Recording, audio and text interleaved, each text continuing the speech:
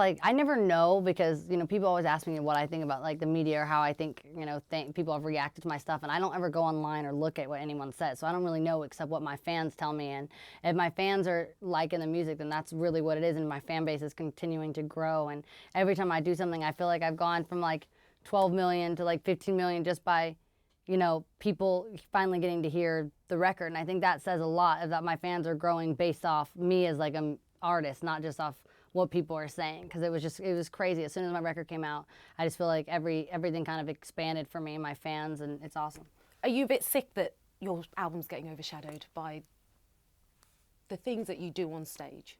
I don't think it really is, because if someone talks about me, then they always just say, okay, well, Miley, who smoked a joint on stage, had a record come out, you know, a few months ago, and then everyone knows about my record, then people go buy it. So it's like, you know, I think you gotta, in life, you gotta turn anything that could be looked at negative, positive, and it's just like, you know, every time you talk about me, you're bringing more awareness to me, and so people are knowing more about, like, my record by them talking about me, period. So I don't really ever worry about it, like, overshadowing anything, because I think it's all about, if you have good songs, I think you can wear anything or do anything, just, like, be able to back it up by what you're doing. Because to be fair, what you're doing is other female artists have done it.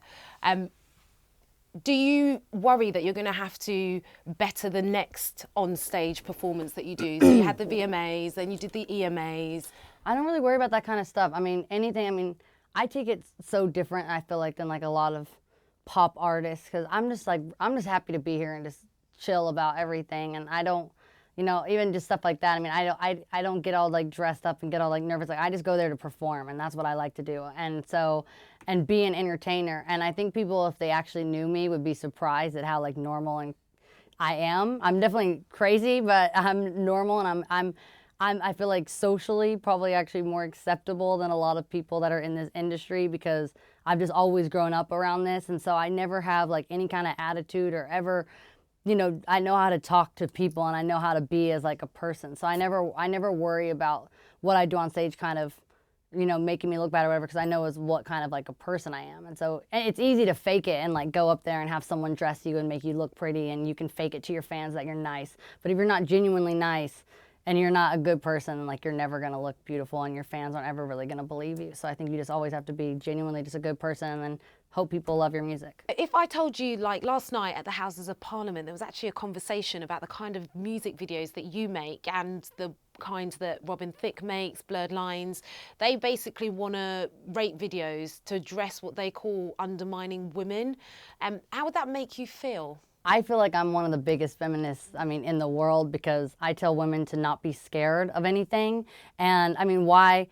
Why? Because they're naked? Those girls are beautiful. Any girl that wants to be naked, guys get to show their titties on the beach. Why can't we? It's just like, I don't understand the double standard of life. So I feel like, for me, it's not even that I'm a feminist. I'm for anybody. I'm for everybody, for anything. I don't care what you want to do in your life or who you want to be with, who you want to love, what you want to look like. You've got about 90 years. Hopefully, we all live to be 105. Like, you've got about 105 years on this earth, and, like, you should be happy every single one of those. There's no reason to not be. It's like, as long as you're breathing, you should just find the best in everything.